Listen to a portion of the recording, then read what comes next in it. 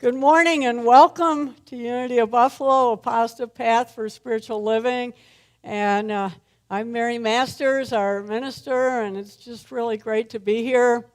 I want to welcome people who are watching online, in person or live or later in the day. And just a little reminder, if you have a cell phone, to put it on quiet mode, or if you have to take a call, please step out in the front foyer so that we can all be really present. So today we are really blessed with Kevin Bassler, who is our guest soloist. And just a reminder that we're asking people to hold your applause until after the third song at the end of the meditation. That way we can give them the full appreciation with a lot of zeal and enthusiasm, but maintain a nice flow for our service. So Kevin, you're going to open us up today with a song by Daniel Nahmad, Yes, I Am.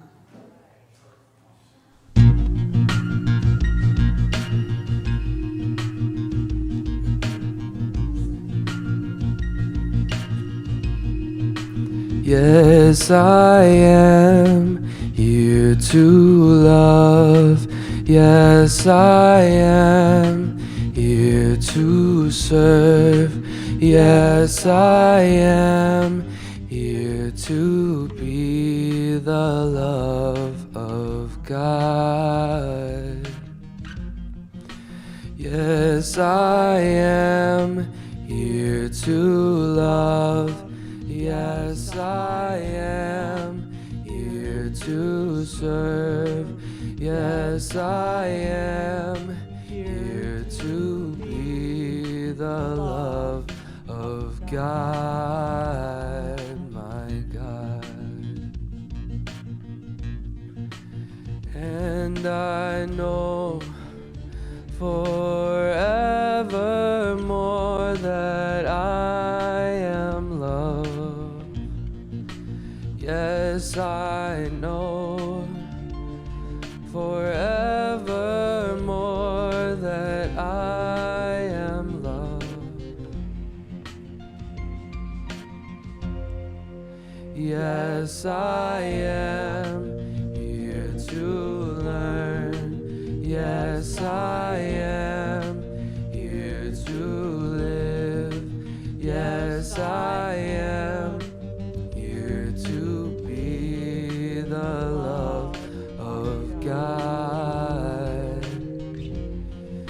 Yes, I am here to learn. Yes, I am here to live. Yes, I am here to be the love of God, my God. And I know forevermore that I am loved. Yes, I know forevermore that I am loved. Yes, I am here to love. Yes, I am here to serve. Yes, I am here to be the love of God, my God, of God, my God, of God, my God. Thank you, Kevin. That was beautiful. Yes, indeed, you are here for that reason.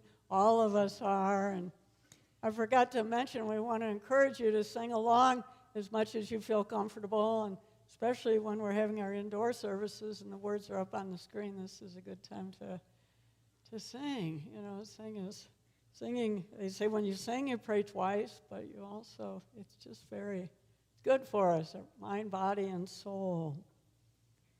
So, thank you for being our teacher on that this morning, Kevin. So let's good morning. Say good morning. And say good morning to God, to Spirit, and begin with an opening prayer. As we take a deep breath, come into this present moment. Divine presence. We know that we are indeed here for a reason, for a purpose. To learn to love, to sing, to share, to laugh, to connect, to keep growing our soul and understanding. And so we bless this time together, knowing that this is a special day. This is the day that the Lord hath made, and we will rejoice and be glad in it. And so it is. Amen. So I just invite you to look around the room for a minute and say good morning. Yes, I'm here this morning. I'm glad I showed up. I have a lot to learn, to share, to contribute. And so we'll affirm our invocation for unity, our core foundational principle. There is only one presence and one power living as the universe and as me, God the good, omnipotent. And we also affirm every Sunday morning and really every day through all that we do, our vision, mission, and core values. For Unity of Buffalo, together, we see a world of love, peace, and abundance for all. And our part in that is practicing the presence of God through prayer, education, service, creativity, and community. And our core values are loving, spiritually centered, inclusive, respectful, and compassionate. And so part of all of this is reading the daily word and using that as our spiritual guide. And Kathy Dole is our reader for today, and she's going to share with us the message about reflection. See if I can get the right one instead. It's always the right one, even if it's a different day. Reflection. I reflect the brilliant light of God. God, the one presence and power in the universe, is expressing through all people, the natural world, and all other aspects of life. If I ever doubt the presence of God, I need only behold the world around me. The light of God is being reflected in the kind words and acts of people, in the beauty and magnificence of nature, and in life's grand rhythms and its minuscule moments. I too reflect the brilliance of God. My ideas, dreams, and all that I do to make my mark on the world are just some of the ways the divine expresses uniquely through me. Living from my divinity, I bring more of God's light into the world. And from 2 Corinthians chapter 3, verse 18. And all of us, seeing the glory of God as through a reflected in a mirror, are being transformed into the same image from one degree of glory to another. And so together we can affirm, I reflect the brilliant light of God. Thank you, Kathy. That was wonderful. And so today, well, first of all, I just want to start off by thanking Mary Beth for the series of 2 lessons that she shared with us on the power of a softened heart. Inspired me to put the message out on the sign this week, be a friend to all, show kindness. So I think that comes from a softened heart. And today I wanted to share about reflection, since the message is reflection. Maybe we could say it's some reflections on reflection. But I think of reflection as one of our spiritual powers. You know, in Unity we have this system of 12 powers that Charles Fillmore identified as being represented by the 12 disciples. And what are some of those qualities? I know you all know them. Zeal, love, faith, compassion. Well, that's not one, but it could be one. That's good. Or divine order, understanding, will, elimination, enthusiasm. Well, that's like zeal. Yeah. So I think we got a lot of them. Wisdom, imagination. So anybody else? Power. Yeah, the power of the spoken word. So, life. Yeah, life. Thank you. So I've always felt in my mind that there maybe ought to be more than just 12. You know, that there could be a lot more. And it made me think about this whole idea about reflections. You know, I think that I can be grateful for the times when I found myself accidentally locked in a hall of mirrors, because it gave me a chance to sit down and reflect. So if you laugh, then you probably have the power of a sense of humor, which I think ought to be number 13 on the list. But one of the speakers I heard a week or two ago at the Unity Convention, he was talking about how the world is getting increasingly complex, Jim Lockhart. And he said, you know, we got to learn to be comfortable with uncertainty and paradox. He said, we're living in preposterous times. So if you're too serious, you're not going to make it. So if you laugh, that's good, because it means you're going to make it.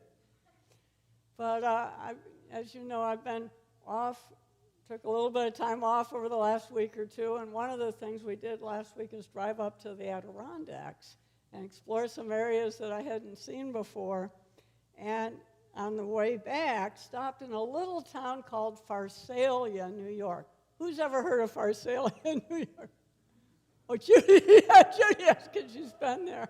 It's a tiny little town, but I discovered about 10 years ago that my 5 times great-grandfather, who fought in the Revolutionary War in Connecticut, was given a little tract of land to settle in central New York in this little area called Pharsalia. And he came out with his family on a bobsled, dragging all their belongings in the middle of winter from Connecticut, and built a little farmhouse in this town called Pharsalia. And he built it in 1802, and it's still there. And the county historian told me that the records and letters and correspondence from way back then describe how primitive the land was and how wild and unsettled it was, that it was so cold, and the blowing winds in the winter and the sound of the howling wolves at night, that a lot of people came out for a few days or a few weeks and got so scared it was too much they went back to Connecticut. But apparently my ancestor, Joseph Lord, my mother's great-great-great-grandfather, they toughed it out and they stayed, because there's a little cemetery on the property with a whole bunch of my ancestors, Joseph Lord and his wife and children, and my 4 times great-grandfather, all these people. So it's kind of a treasure to me to go there. And as I thought about this little farmhouse in the 1800s in the middle of kind of nowhere, because none of you have ever heard of Pharsalia, it reminds me of a spiritual parable that I had shared with our congregation years ago, and it's based on a book called The Prayer Chest. And it's a wonderful story about this man named, fictional story, but they're spiritual. It's one of those things. The story doesn't have to be literally true to be spiritually true, but this man, Joseph Hutchison, and his wife in the 1800s had this little farmhouse. And his wife died, and he was left with 2 children, 8 and 10. they stayed on this farm. But he hated farming. He was a carpenter. That was his love. But he had promised the family that no matter what, he'd hang on to this little farm of property. And then after his wife died, come knocking on the door, the banker comes. Here, this is the middle 1800s, saying, we're going to foreclose on your farm. You've missed too many payments, and the bank is going to take your farm away. And here he is, this widowed man with 2 children, 8 and 10, and what's he to do? And he's supposed to be farming, but he hates farming. And so they start packing up their house because they figure they have to get out. And they go up into the attic, and they find between the wall boards, and honestly, my great-grandparents' farmhouse reminds me exactly of this story. And they find between the wall boards in the attic this little treasure chest, this little box. And so he and the children sit down and open the box. And what they discover is that it's a prayer chest. And in it there is this old notebook of wisdom that had been written by his great-great-grandfather 100 years before. And it says on these papers, here are the 3 secrets to answered prayer and how to use this prayer chest. And that the purpose of this prayer chest is to reveal to all of humanity how prayers are to be answered. And so the rest of the parable is about explaining the meaning of these 3 secrets to answered prayer. So do you want to know what the 3 secrets are? Anybody curious? Anybody a little curious what the 3 secrets are? The 3 secrets are that prayer is answered through us. Number 2, that prayer is answered when we listen. And number 3, prayer is answered when we can welcome everything that comes into our lives. And so as I thought about it, I think our power of reflection, our ability to reflect on things that happen in our lives, and what's going on inside us, is our way to activate these keys to answered prayer, to help us to know that prayer is answered through us. Prayer happens when we can learn to really listen deeply and when we can welcome everything. So I think reflection, as I said, is a spiritual power. That reflection for me is the ability to step back from life for a few minutes to, something's going on, that's kind of what I've been doing with some time off. It's an ability to slow down. It's pausing and listening with our whole body and our senses, not just our physical ears. Reflection is creating some space in our life to just be in the mystery of things, to be able to be present to uncertainty or paradox, to be unattached to what's happening so that we can allow something to unfold. It's what Jesus did when he would, come apart a while, take time apart a while from the crowds or the busyness of the day or the crowds in our head, all the thoughts and things that are going on. So I think a reflection is a form of prayer and meditation, and it's the key that opens that treasure box that helps us to know how to use these things. We've all heard this, you probably heard the expression, God works in wondrous ways, or God works in mysterious ways, or it's just kind of a mystery. Sometimes I thought, wow, it was such a mystery that I somehow made this connection to find this house in Pharsalia and to know it was my 5 times great-grandfather that built that house and all these people. But, things happen in a mysterious way. But I think that's wonderful, and I can tell you another story of God bringing things into our lives in a mysterious way, and it's actually a true story about a pastor and his cat, and how a prayer was answered by one of the youngest congregants. That the pastor's cat, he had this cat that he loved. He'd had it for years, and the cat climbed up a tree, and then it got stuck up in the tree, and it was scared to come down. It was up on this branch, and he kept trying to do everything to coax the cat down, and the kitty wouldn't come.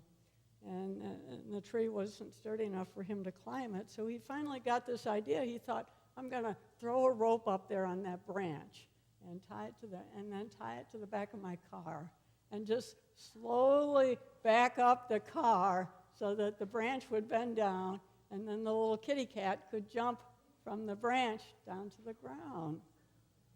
So he does this. He's able to put the rope up there, and he's bringing his car back and back and back.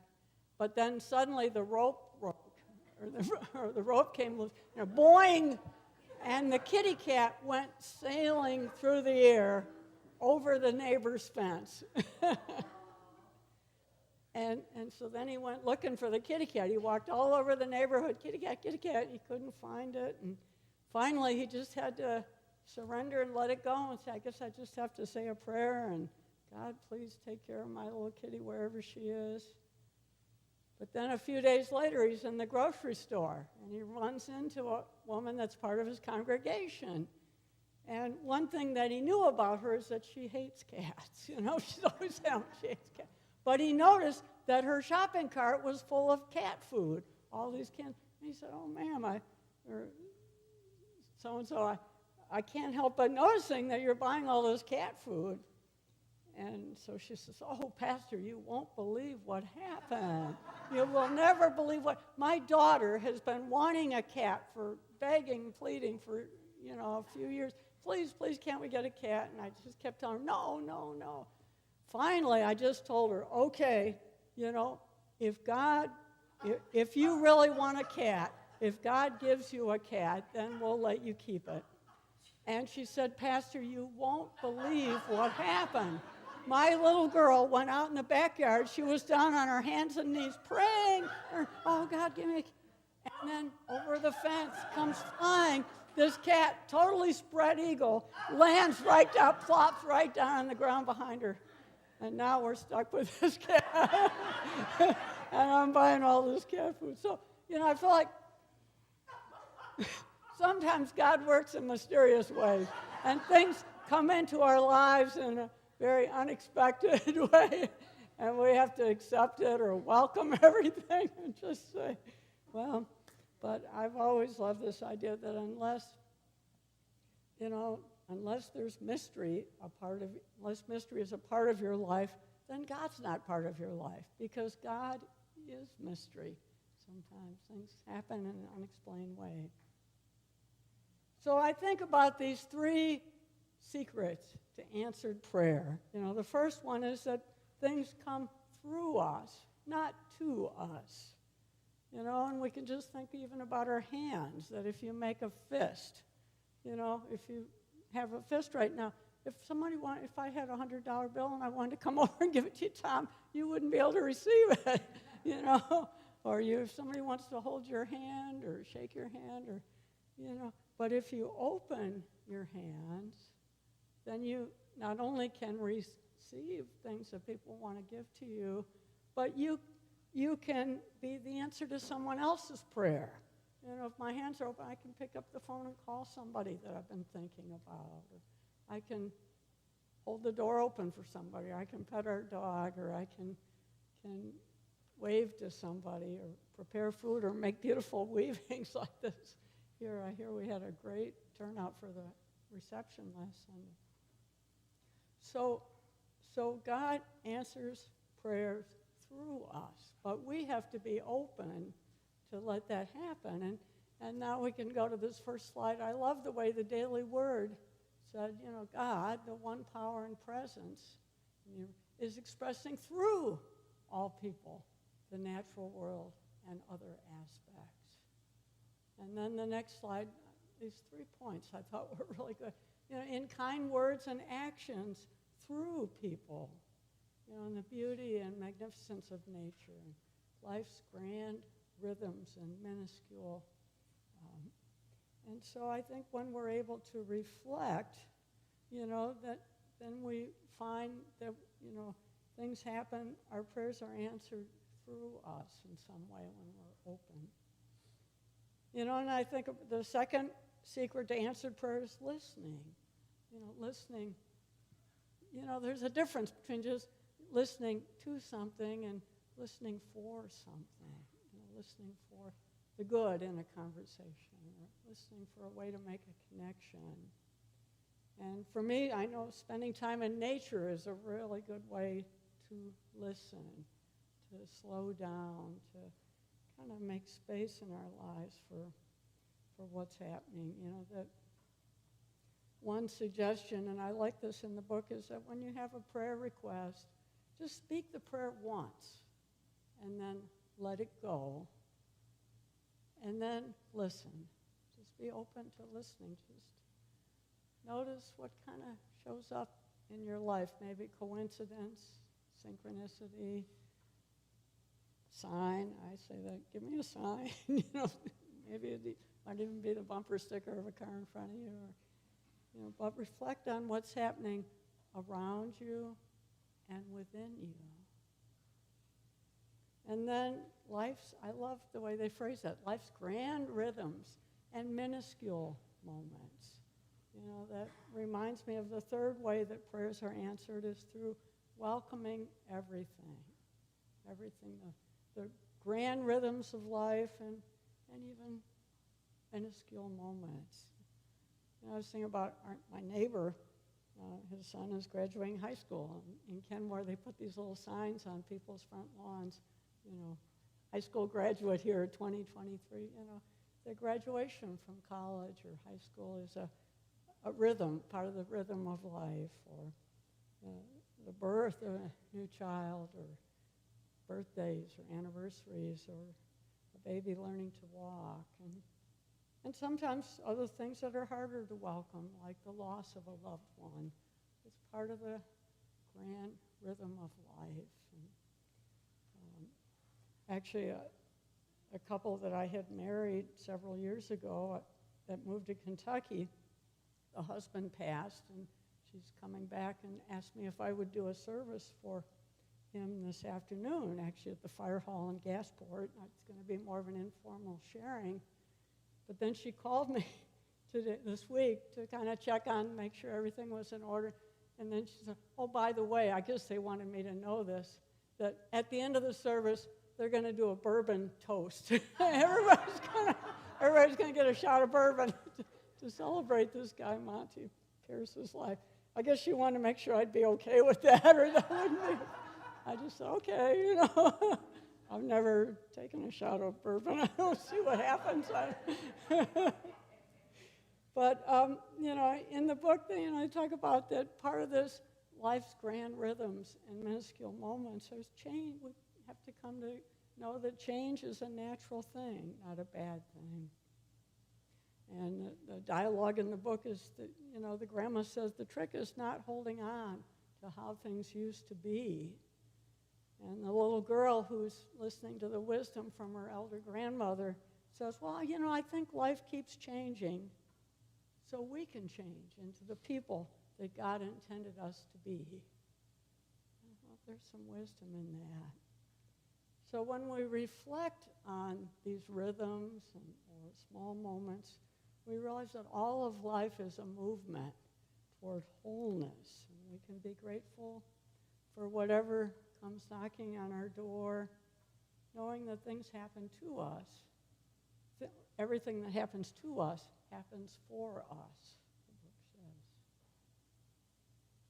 So one other way in which I've been learning more about reflection or practicing, using my superpower, my spiritual gift of reflection, is reading a book I came across recently called A Life Worth Living, A Guide to What Matters. And it's actually written by 3 professors at Yale University. And they're professors of theology and philosophy, and they've created this class for undergraduate students at Yale. And it's become really popular. Almost everybody at the college there takes this class. And they delve into, what are all the different world religions and philosophies, and most of all, in your own heart, what matters most? What makes a life worth living? And they ask they call it the question of your life with a capital Q. And the question, they say is, what matters most? What is a good life? What matters most, and what kind of life is worthy of your humanity? And I found myself feeling so excited thinking about that college students, 19, 20, 21 years old, are really grappling with these questions and thinking about, it's not all just about making money or having a career or status, but it's about what really matters. What do I want to do with my life? And now, not only have they written a book so they can take this course to a broader audience, but they're taking the course out to middle school and high school students and to people who are incarcerated in prisons, and sharing this idea of having a deep exploration into what matters most, what makes a life worth living. And so as I thought about it, I thought we could ask this question in 3 ways, and it's up there. We could say, what matters most in this moment, in any given moment in your life? Or what matters most for this time in my life? Or what matters most for our world? It's like in the middle of a conversation, or in the middle of a heated argument, or in the middle of when you want to be sure you're right. You can ask yourself, what matters most? Is the relationship, is it more important for me to be right, or is it more important for me to maintain the relationship, or get to know someone and their life journey, even though they may think very differently than I do? Maybe they vote for different candidates, or they have different opinions about things. But you can ask yourself in any moment, right now in this moment, what matters most? Is it being right? Is it winning this argument, or is it getting out the door, or is it stopping to pause and make a connection with someone? And then you can ask for this time in your life. Many of us are wisdom elders, keepers of family tradition and stories. What is it right now in my life, what matters most, that I could share that would be satisfying? Whether it's family history stories, or writing an essay about something you want to share with your grandchildren, passing on pictures, or volunteering somewhere. And then asking for our world, what matters most, that I feel called to maybe make a difference with. Our spirit group folks a week or 2 ago went to Hearts for the Homeless and volunteered at this nonprofit in Tonawanda. And that's an example of using your, the precious gift of your life energy for making a difference in the lives of others. So I want to encourage us to think about the power of reflection, pausing, slowing down, listening, reflecting, listening from both within us and around us, using that God-given gift. And if you feel stuck in a hall of mirrors sometime, just take time to sit down and reflect. But allow the answers to your prayers to come through you as you listen and as you just welcome everything. And we can ask that question with a capital Q. What matters most? And so I wanted to conclude the lesson part with these last 2 sentences from our daily word. I too reflect the brilliance of God. That we reflect that, the light within us, we reflect it out, but we can also look at the world and reflect on it and understand it better. So you might even say, Let's say that together. I, too, reflect the brilliance of God. My ideas, my dreams, all that I do make a mark on the world. Let's say that together. My ideas, my dreams, all that I do make a mark on the world. And so living from my divinity, I bring more of God's light into the world. Living from my divinity, I bring more of God's light into the world through the power of reflection, I think, reflecting from within out. So now we're ready for our meditation time, and Kevin is going to lead us into, was singing Ready to Receive, and a song by Sue Riley. If you'd like to sing along softly, you can do that, and then we'll take some time for meditation.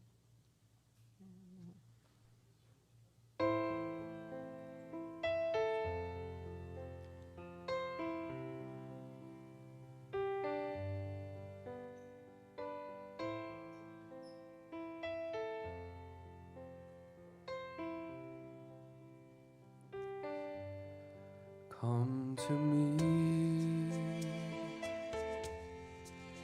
I am ready to receive. Come to me, I am ready to receive. Come to me, I am ready to receive. Come to me, I am ready to receive.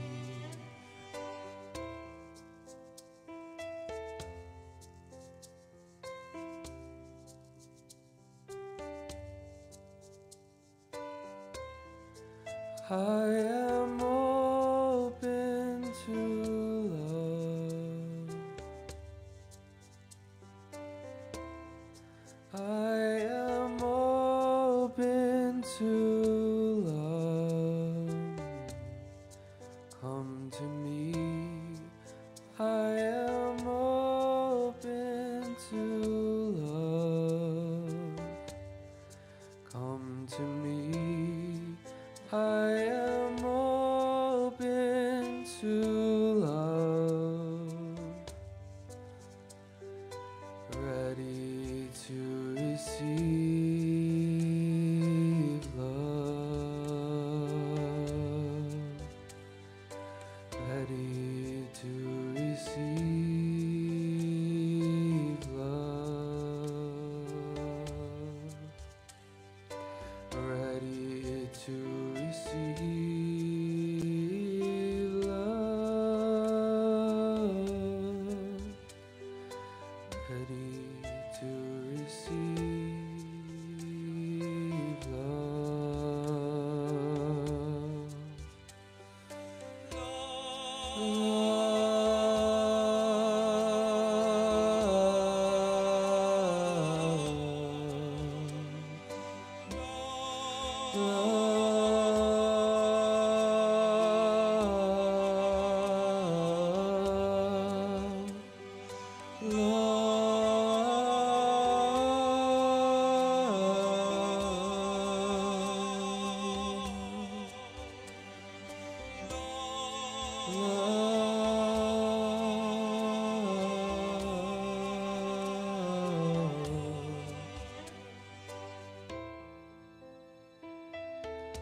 My heart is open.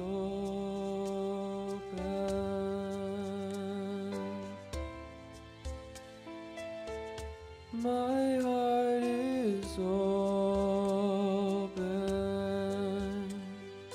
Ready to receive. My heart is open. Ready to receive. My heart is open.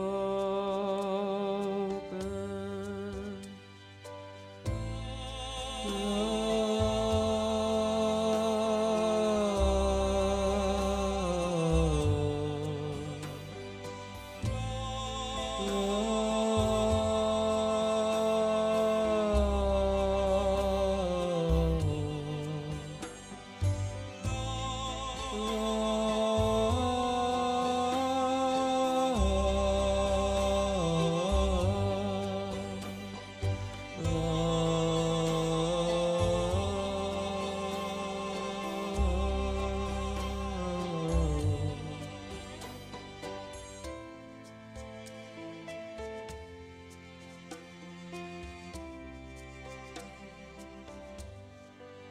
come to me. ready to receive. I am ready to receive. Come to me. Ready to receive. I am ready to receive. Come to me. Ready to I am open to love. ready to I am open to love.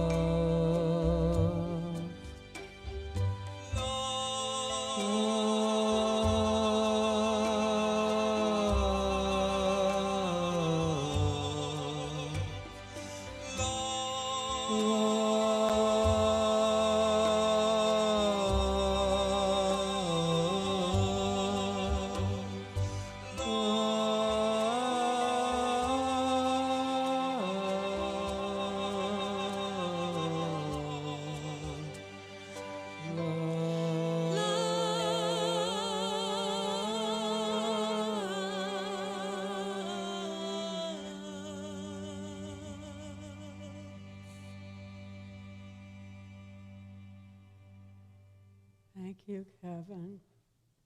And so we are in this place right now, open and receptive,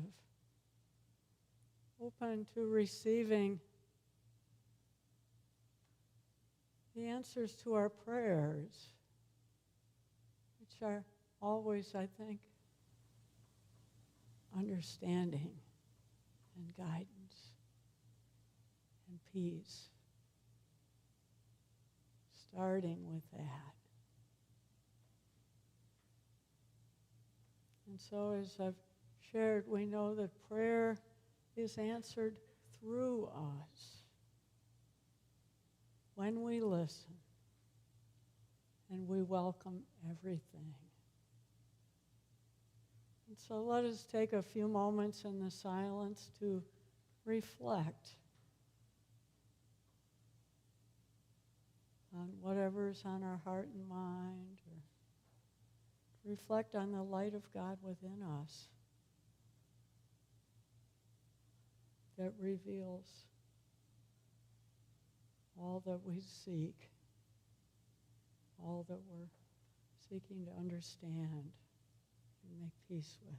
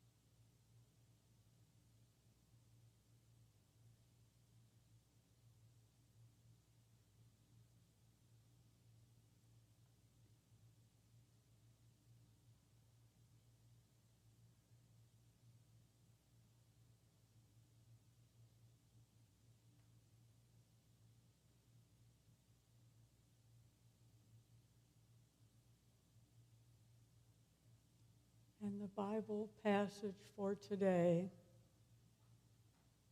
is, "And all of us, seeing the glory of the Lord as though reflected in a mirror, are being transformed into the same image from one degree of glory to another."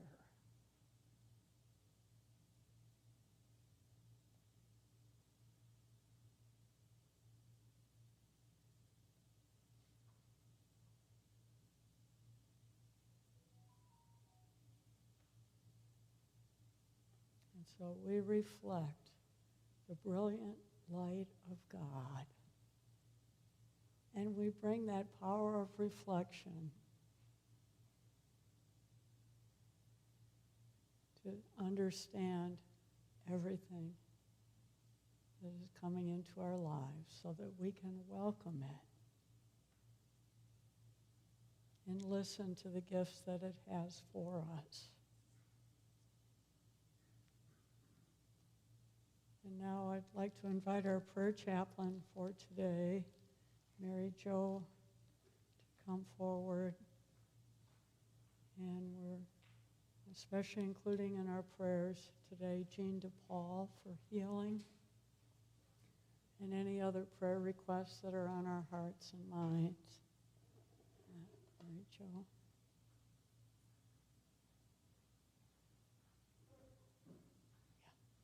Oh, it's coming.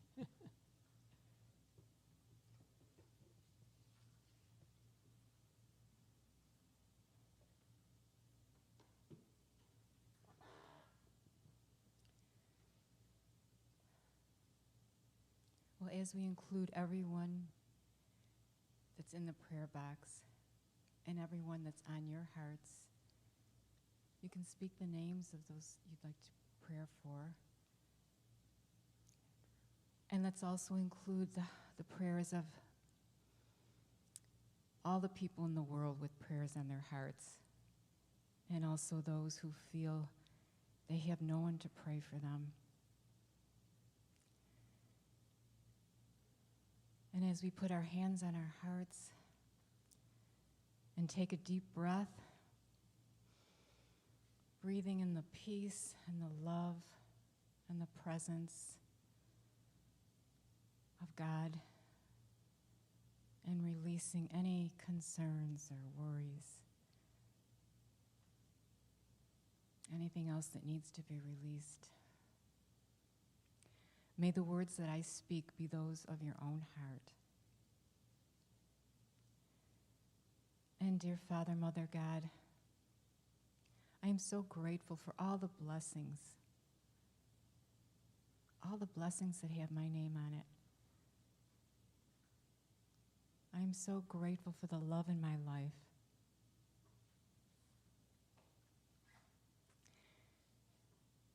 And for all that you created me to be and do and have. I know that I'm here for you. And I open my heart and my mind to be who you created me to be, in love and light. And so it is. Amen. Thank you, Mary Jo. It occurred to me that a way to remember those 3 ways that prayer is answered by touching our heart, prayer is answered through us when we listen and welcome everything. Through us, listen and welcome everything. And so now we welcome Kevin one more time to sing a song, special music, "To Be Free."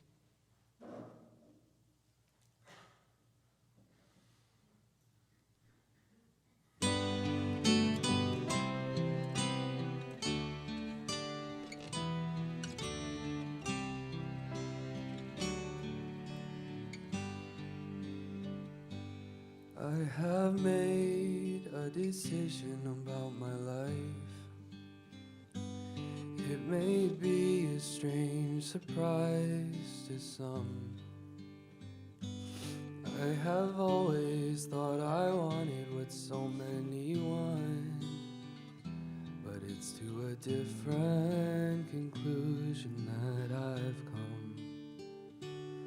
I see water rushing through an ancient riverbed. I see snowfall floating high upon the hill.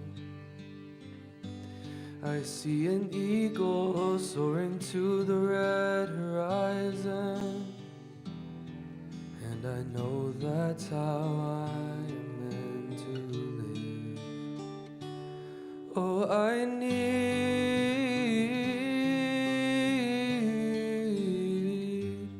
to be free.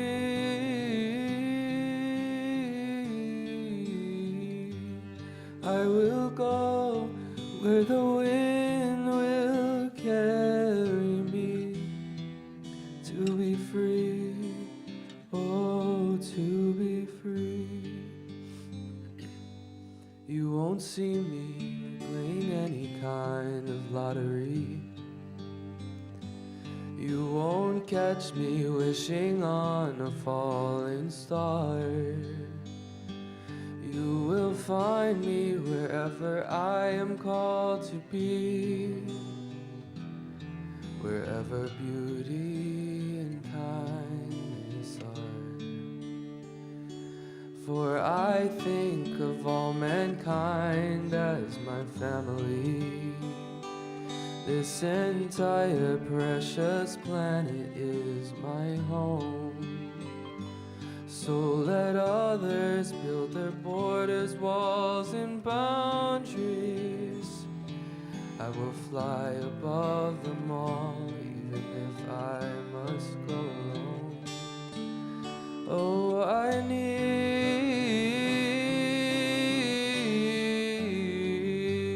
to be free.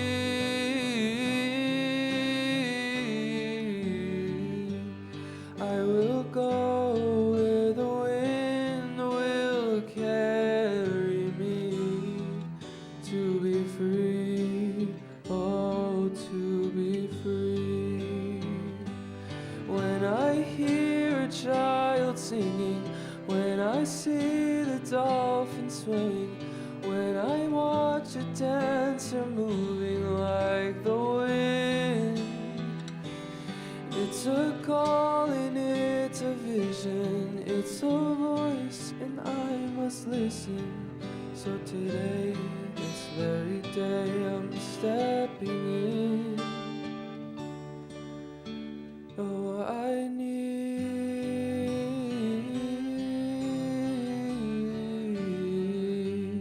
to be free.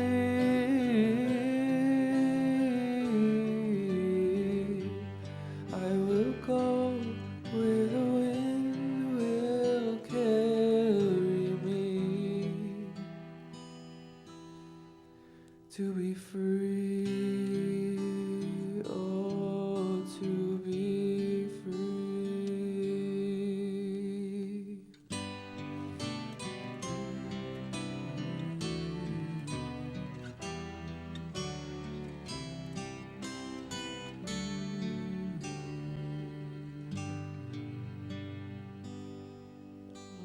That was wonderful, Kevin. Thank you.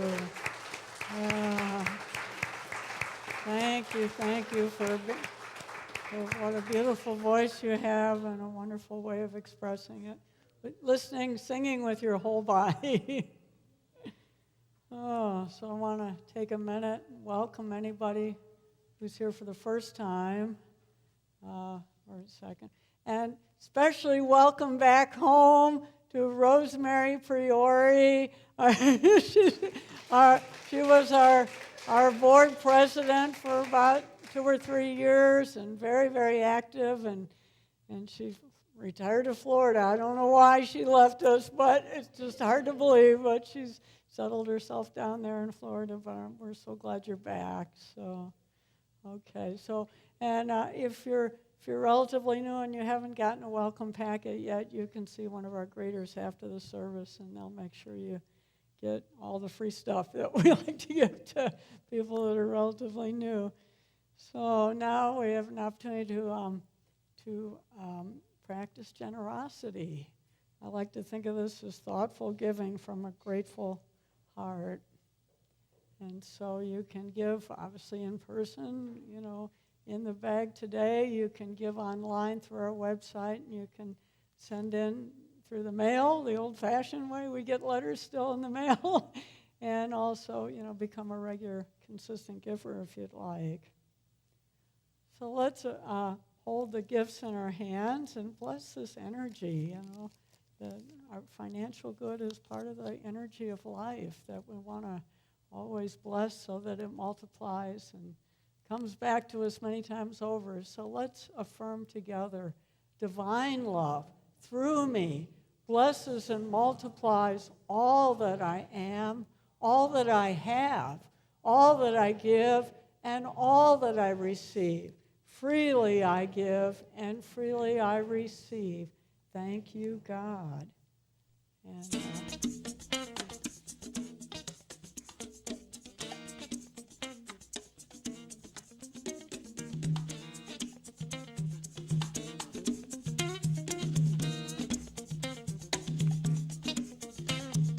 what do I want? What do I desire? What will bring me to my highest good? What do I want? What do I desire? What will bring me to my highest good? Prosperity, prosperity, I claim it, I claim it. Abundance, abundance is mine, is mine. Love, love flows through me, flows through me. I feel joy, all the time, all the time. I can have it, I can have it. I deserve it, I deserve it. I claim it, I claim it. It is mine, it is mine. I can have it, I can have it. I deserve it, I deserve it. I am it, I am it. It is mine. okay, let's bless this good, the good that is given today and throughout the week and the month together. We bless these gifts. See them pressed down, shaken together, heaped up, running over and returned to every giver. Thank you, God. Amen. Amen. Okay. So transformational opportunities. I like we've got some new slides here. That's good. One thing we want to make sure everyone knows about is on Sunday, August 6th. It's a potluck Sunday for us, but it's a very special Sunday also because we're going to have a blessing and celebration party for Annabelle and Mike and their new little one that's coming into the world in September. And it's a blessing for their family, an opportunity for us to celebrate this new arrival into the world. Gifts are not expected, but many people are asking and would like to give a gift. And we really feel the greatest gift will be your presence to join us. But if you'd like to give a gift, please see Millie. There are a couple of ways you can give a gift. That Annabelle and Mike are registered online with the baby registry. So there's things you could pick out that they particularly want or need. Or you can just contribute towards a larger gift that some of us want to go in on getting. That might be something that could be on behalf of a bunch of us at church. So please see Millie, and then plan to be here on Sunday, August 6th, to celebrate and bless Mike and Annabelle and their family. We have some wonderful workshops coming up. Peg, if you want to come forward. There's one that's going to start in, well, why don't we let you speak, and then, if you want to. It's basics of tapping. And I do this almost every day. If you're not familiar with it, Hi, how's everyone? I'm a testimonial. Yes, okay. Mary does it every day. I do. Not that I do it every day. Tapping, how many of you? And addictions. And one of the things it's really, really well known for is the very, very rapid treatment of a phobia. If you have a phobia like flying or needles or anything, sometimes they call it the, what do they call it? The minute miracle, the 10-minute miracle or whatever. But sometimes under the right conditions, those kinds of phobias can be eliminated in like less than an hour, believe it or not. So we're going to be teaching it here. I'm going to be teaching it here in September every Thursday, or 3 Thursdays in September and 1 in October. Thursdays at 2:30, I believe, 2:30 to 4. And we're going to have a lot of fun with it. And you're going to learn how to do it. And you can do this at home. This is something you can do for yourself. And it's also great fun to do in a group because they have something that they call borrowed benefits. So when you're doing it in a group and somebody's tapping on, something that came up for them, if you're tapping along, you're getting all those benefits as well. So it's a really great way to support each other, and it's a great thing to do just by yourself at home to relieve everyday kinds of stresses and tension. I mean, if you could think about an easy way to release maybe 50 to 75% of your stress every day in like 15 minutes, would you do it? Yeah. Yeah, well, here it is. Okay. So we've got a sign-up sheet, I think? Yep. Yeah. So I'd love to see you there. We're going to have a lot of fun. We're going to do a lot of learning. And after the 4 weeks, if we decide that it's so much fun we want to continue, we might even do that. So please sign up. Okay, take care. Thank you, Peg. So we've got that starting in September. But in August, Marcia has agreed to offer a 4-week class on forgiveness to follow up on the one-time workshop she offered in last month, I guess, whenever it was. It seems like a few weeks ago. And that will be on Saturdays from 11 to 12:30. And it will also be in person here at church. So there's this... And you don't have to have attended that other workshop to take the 4-week class. So there are sign-up sheets for both of these on the table, or you can also sign up online through our website. So we just want to make you aware that these are really two wonderful learning opportunities. We've got a lot going on, actually, in the month of August, and we're looking at probably postponing the summer cookout until September, because I understand the bees are really bad, and there's so much else going on with the hoedown for Joe and Tammy, and there's a flyer on the table about that. But another thing that's happening the second Sunday in August is Armand and Angelina. Do you remember when they were here about 5 years ago? They're going to do music and the message on Sunday and do a Native American play shop after the service, and then do a musical program on Monday evening. We're kind of looking to see if we could provide housing. If anybody has a guest room in your house and you might like to host them for a couple of nights, please see me after the service. Then the last thing is I just want to remind you, Vera Hardin's 93rd birthday is coming up July 23rd. I know some people visited her this month. I'm hoping to get out there. But if you want to send her a card, her address is over on the table, or see me afterward. I think I have some extra birthday cards in the office. You could even write one today. So those are the announcements, plus Friendship Hour. The coffee's brewing downstairs, so we'll have Friendship Hour for a little while after the service. So I think that's, and make sure you read your email blast, because there's a lot happening. So, okay. I think we're ready now to form our closing circle and then do our 2 closing songs and prayer. And all of this, or most of it's in the welcome flyers for the month. So if you didn't get one, make sure you take one of the welcome flyers by the front door. Yay! Hi.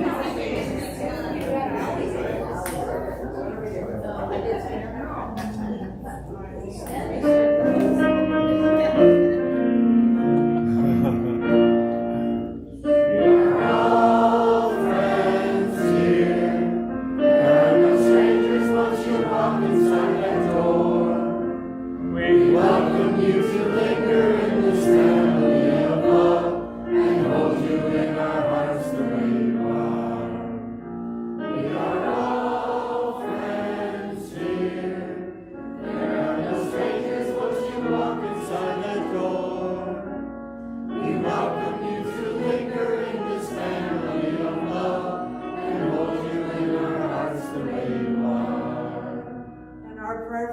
protection together. The light of God surrounds us. The love of God enfolds us. The power of God protects us. The presence of God watches over us. Wherever we are, God is, and all is well.